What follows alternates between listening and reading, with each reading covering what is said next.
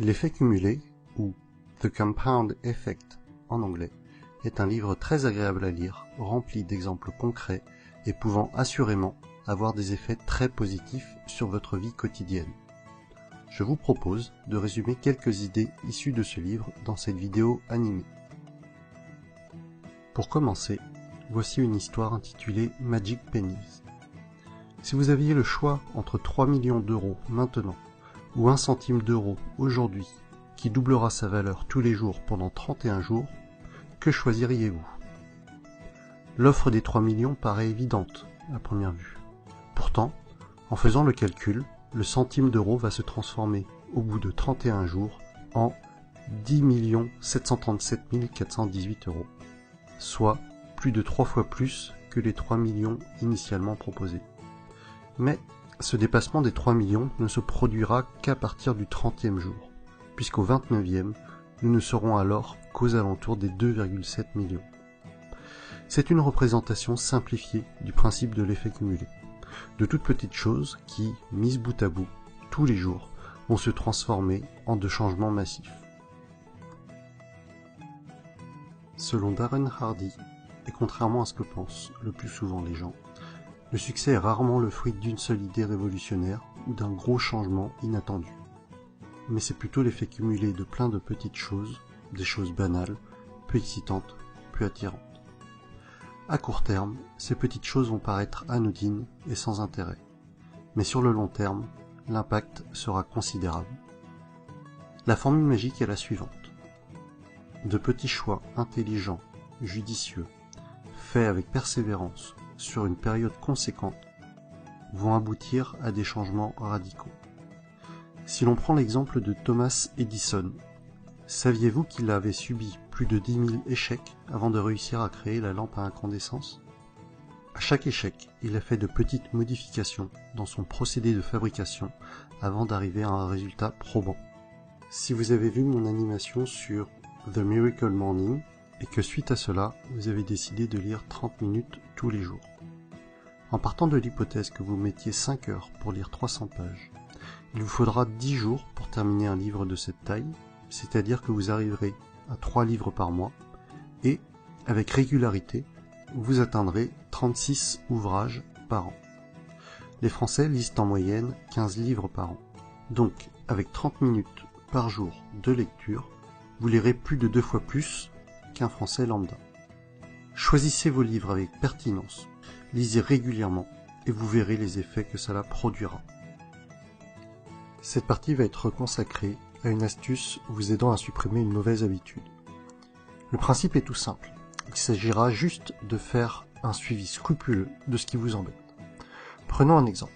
Si vous considérez que vous grignotez trop ou mangez trop de sucreries, en décidant de noter chaque bonbon ou chaque barre chocolatée que vous allez ingurgiter, vous allez vous rendre compte, au bout d'un certain temps, de la quantité cumulée que cela représente. Et inconsciemment, vous finirez par diminuer les doses. Idem, si vous estimez que vous dépensez trop, en notant toutes les dépenses jugées plus ou moins futiles, après quelques semaines, vous devriez avoir plus de facilité à résister à vos tentations. Tentez l'expérience par vous-même. Dès demain, prenez un bout de papier que vous garderez sur vous, ou créez-vous une note sur votre téléphone et écrivez chaque entrée d'une mauvaise habitude que vous avez. Faites-le avec discipline pendant plusieurs semaines et vous verrez que vous allez changer d'attitude. Faisons un peu de maths dans cette partie. Admettons que vous ayez pris une nouvelle résolution à partir de ce mois-ci. Vous avez 1000 euros de côté, auquel vous avez la possibilité de rajouter 250 euros tous les mois. On va prendre en compte 4 cas de figure. Les colonnes suivantes représentent respectivement A. Une épargne sans intérêt, B. Une épargne de type livret A à 0,75% d'intérêt, C. Une épargne de type assurance vie, que l'on considérera pour l'exemple à un taux de 3%, et D. Un investissement positionné sur un taux de 8% annuel. Pour un effort identique de 250 euros par mois, mais avec des décisions de départ différentes, voyez l'impact massif que cela représente au fil du temps. Au bout de 10 ans, on passe de 31 000 euros pour la solution A à plus de 49 000 pour la solution D. Au bout de 25 ans, 76 000 € pour la solution A, 240 000 pour la solution D. En regardant ces chiffres d'une autre façon, on peut aussi en déduire que plus la décision d'épargner interviendra tôt dans la vie d'un individu, plus les intérêts composés auront le temps de produire leur effet. Faites les bons choix régulièrement et avec le temps, cela portera ses fruits. Nous allons maintenant parler de l'effet boule de neige. Chaque action, aussi petite soit-elle, aura des répercussions sur votre vie. Admettons que vous décidiez de regarder une nouvelle série ce soir. Celle-ci est très prenante, alors vous enchaînez plusieurs épisodes d'affilée. Vous réalisez au bout d'un certain temps qu'il est déjà 3 heures du matin.